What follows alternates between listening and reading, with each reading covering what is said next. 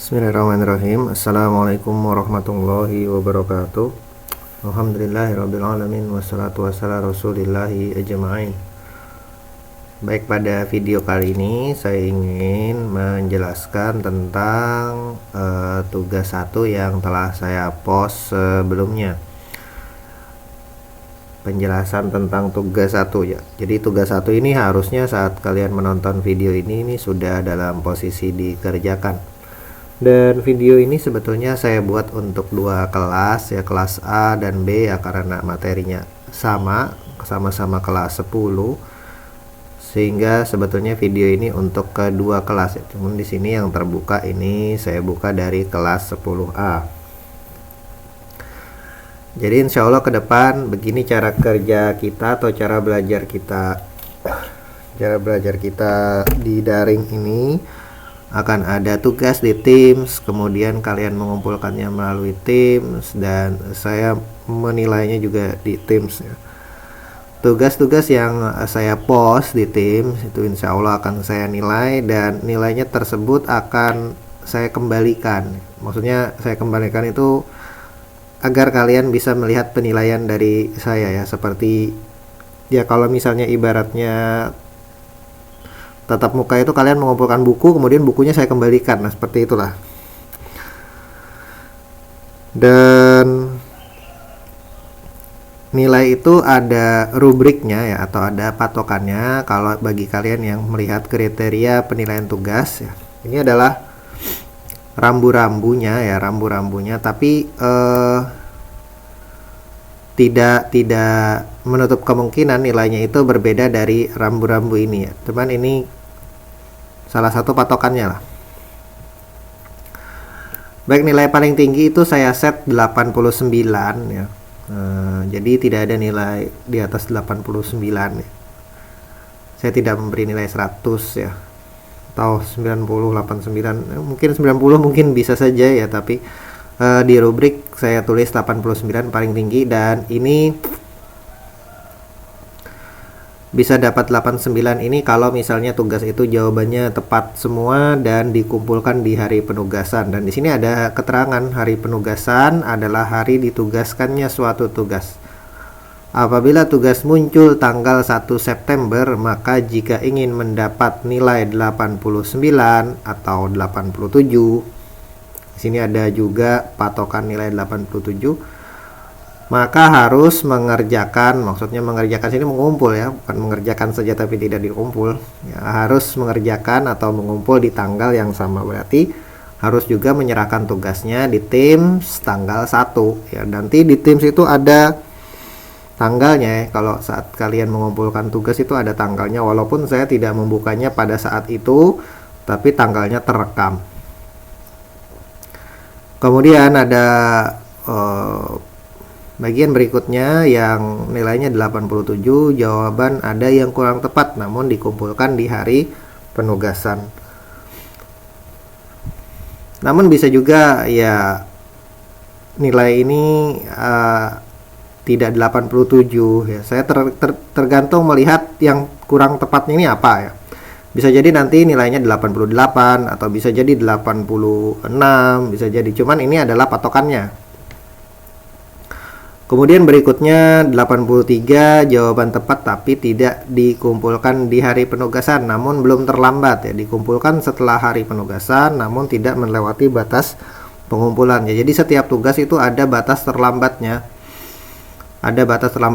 Jadi kalau sudah melewati batas terlambat ya tetap bisa mengumpulkan, cuman nilainya akan berkurang, dan semua tugas itu harus dikerjakan ya. Walaupun sudah lewat batas terlambatnya, bukan berarti saya sudah terlambat mengumpulkan tugas, tidak mengumpulkan tugas, bukan seperti itu, tapi terlambat itu ya sebagai patokan kita nilai ya, sebagai tugasnya tetap dikerjakan. Makanya di sini ada nilai 75, jawaban tepat semua dikumpulkan setelah batas pengumpulan. Artinya setelah batas pengumpulan itu sebetulnya masih bisa mengumpulkan tugas, cuman nilainya 75 maksimal ya. Tidak bisa mendapatkan nilai 80, 83 atau dan seterusnya. Gitu, mudah-mudahan dapat dipahami. tentang kriteria penilaian tugas atau rubrik ya namanya ini. Jadi ini rambu-rambunya ya, tapi tidak mesti tugas itu sama persis antara 89, 87, 83, 80, 75. Bisa jadi nanti suatu saat ada nilai 82, bisa jadi ada suatu saat nilai 85, ya itu tergantung jawabannya yang keliru atau bagaimana ya. Kemudian di tempat saya ya, sebetulnya di akun guru itu tugas itu kelihatan yang belum mengumpulkan, kemudian yang melihat saja ya. Kalau yang belum mengumpulkan ini dia melihat pun belum ya. Kalau yang dilihat ini sudah melihat tapi belum mengumpulkan ya. Nanti statusnya kalau ngumpul seperti ini, dikumpulkan. Ini di tempat guru kelihatannya seperti ini. Jadi ada yang read saja ya, ibaratnya kalau di WA itu read saja ya, conteng biru.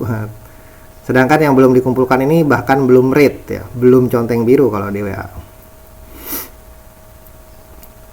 Jadi proses pembelajaran kita ke depan seperti ini ya, tugas, kemudian nanti saya bikin video untuk membahas tugasnya atau membahas materinya ya. Dan tugas itu bisa 1 pekan 1 kali, bisa 2 pekan 1 kali ya. Yang jelas tugas ini ada-ada saja. Dan saya kira untuk menjawab 3 pertanyaan seperti ini kemudian dikerjakan dalam waktu 1 pekan, saya kira tidak terlalu memberatkan ya. Sebisa mungkin saya membuat tugas yang tidak berat. Kemudian nilai-nilai ini nanti insya Allah akan saya masukkan ke dalam nilai rapot ya. Jadi di dalam rapot itu biasanya nilai ada 2 versi, ada nilai pengetahuan dan ada nilai psikomotor atau nilai keterampilan. Ya kalau misalnya selama kita masih daring ya, nilai-nilai itu akan saya ambil dari nilai-nilai tugas ini ya. Mungkin nanti ada yang saya masukkan ke pengetahuan, ada yang saya masukkan ke keterampilan atau seperti apa ya.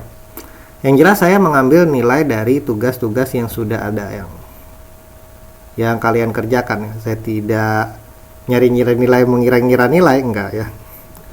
Cuma nanti itu dari saya yang saya akan memasukkan kemana, apakah saya memasukkan ke pengetahuan, apakah saya memasukkan ke keterampilan. Karena posisi kita masih daring ya, tidak ada tatap muka, sehingga ya nilai keterampilan pun akan saya ambil dari tugas-tugas.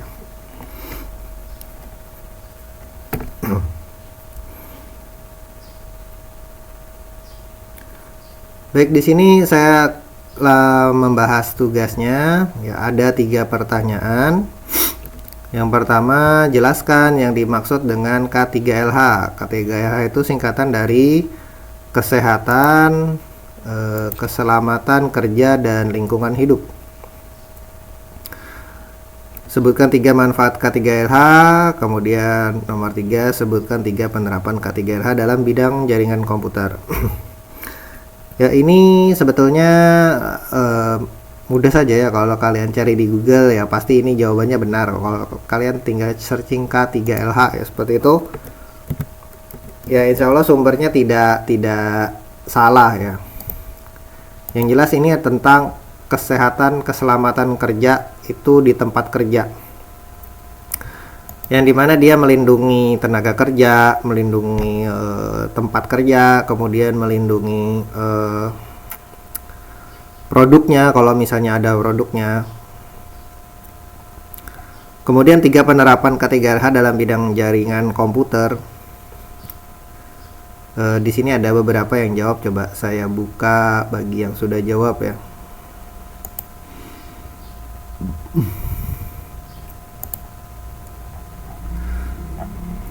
Saya kira tidak ada jawaban yang salah tentang ini. Sesuaikan tinggi kursi dengan tinggi badan Anda. Usahakan agar jarak antara monitor dan mata minimal 80 cm ya. Gunakan refresh rate monitor minimal 72 Hz. Gunakan kursi yang memiliki sandaran tangan. Atur pencahayaan monitor.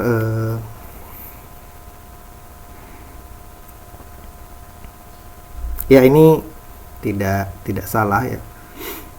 Cuma nanti saya akan menyampaikan bahwa ada perbedaan antara komputer dan jaringan komputer ya. Dan pertanyaan soal ini sebetulnya tentang jaringan komputer. Jadi setelah perubahan kurikulum di tahun ini, mata pelajaran di TKJ ya, yang asalnya TKJ kemudian sekarang berubah menjadi TJKT. Konten tentang komputer itu semakin berkurang di jurusan TJKT ini. Jadi waktu zaman TKJ itu konten tentang komputer masih ada, masih lumayan. Kemudian berkurang di setelah perubahan kurikulum dan jurusannya berganti menjadi TJKT. Di kompetensi TJKT itu lebih ke jaringannya. Sementara komputernya ini kontennya sudah kurang ya. Jadi ada perbedaan antara jaringan komputer dengan komputer ya. Tidak semua di jaringan komputer ini melulu tentang komputer ya. Ya, insya Allah kita akan mempelajari hal tersebut lebih lanjut.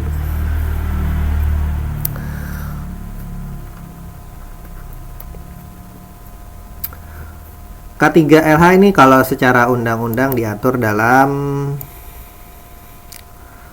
Undang-Undang Republik Indonesia Nomor 1 Tahun 1970. Sudah lama ya undang-undang ini, tapi masih berlaku sampai sekarang ya. Jadi badan usaha yang tidak menerapkan K3LH itu sebetulnya bisa melanggar undang-undang. Pada undang-undang ini dituliskan bahwa syarat keselamatan kerja.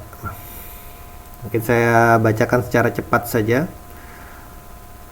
Dengan peraturan perundangan ditetapkan syarat-syarat keselamatan kerja untuk, nah ini tujuannya ya, mencegah, mengurangi kecelakaan, mencegah, mengurangi, memadamkan kebakaran, mencegah dan mengurangi bahaya peledakan, memberi kesempatan atau jalan menyelamatkan diri pada waktu kebakaran atau kejadian-kejadian lain yang berbahaya, memberi pertolongan pada kecelakaan, memberi alat-alat perlindungan diri pada para pekerja, dan seterusnya ya.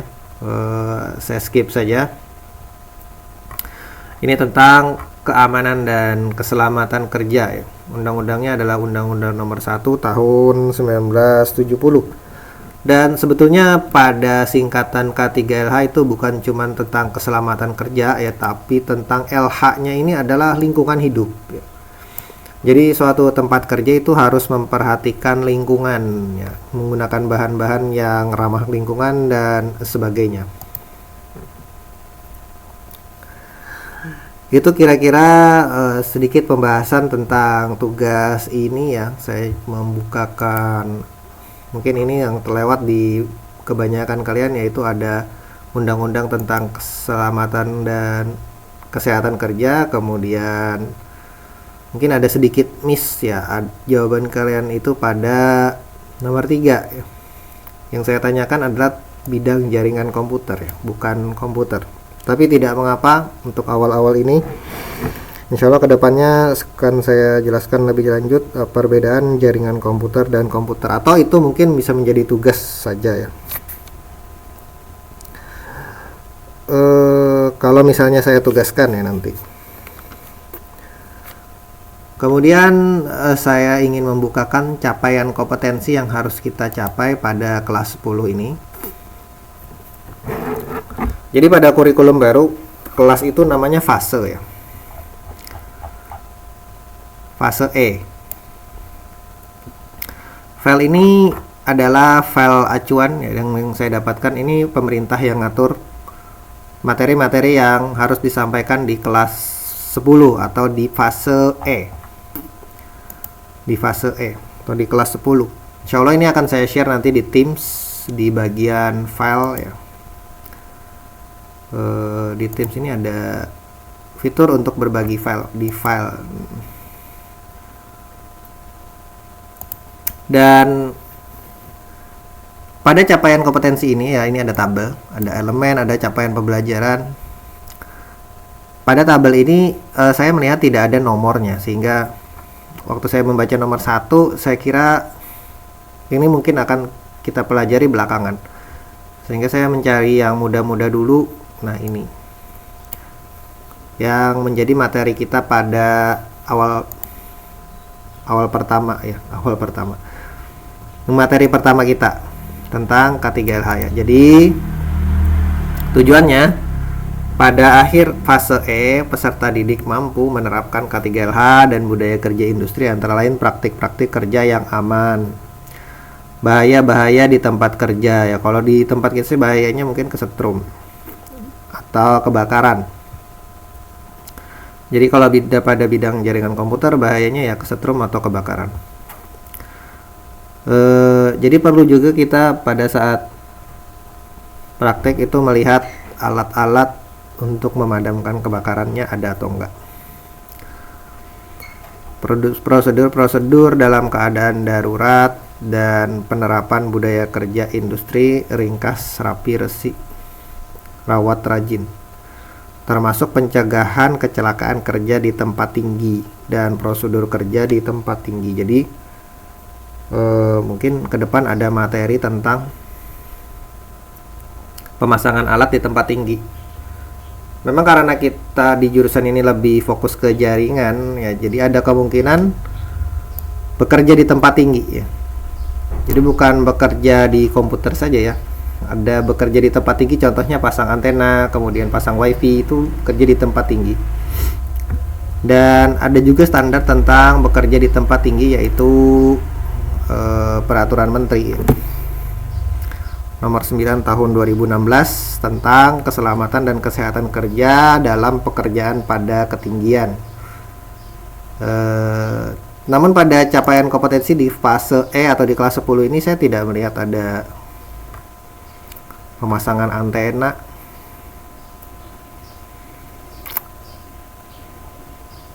Mungkin bisa untuk sebagai pengetahuan, atau mungkin materinya ada pada kelas berikutnya atau pada fase berikutnya. Baik, ini mungkin bisa saya skip saja ya. Jadi untuk bekerja di tempat tinggi sebetulnya intinya kita cek dulu ada hambatan atau enggak ya. Kemudian kita cek juga alat-alat yang kita pakai, ada tali. Kalau misalnya kita pakai tower ya ada tali ya, tali pengaman. Tapi kalau misalnya kita indoor saja ya, saya kira tidak usah tali, pakai tangga, ada yang pegang seperti itu sudah cukup ya. Tapi ya tinggi indoor ini sebetulnya juga macam-macam ya. Walaupun indoor bisa jadi dia tempatnya sangat tinggi. Indoor itu dalam ruangan. Saya kira demikian dulu penjelasan dari tugas 1 ya. Insya Allah saya anggap materi ini udah selesai ya. Kita ke tugas atau ke materi berikutnya, yaitu ya ini, orientasi dasar teknik jaringan komputer dan telekomunikasi ya. Di sini tujuannya pada akhir fase E, peserta didik mampu menggunakan peralatan atau teknologi di bidang jaringan komputer dan telekomunikasi, antara lain komputer. Di sini kita akan sedikit mempelajari tentang komputer. Baik, itu kira-kira video kali ini ya, mudah-mudahan bermanfaat. Salah hilapnya atau kurang lebihnya saya mohon maaf. Saya akhiri, subhanakallah bihamdik, asyhadu an la ilaha illa anta astaghfiruka wa atubu ilaik. Assalamualaikum warahmatullahi wabarakatuh.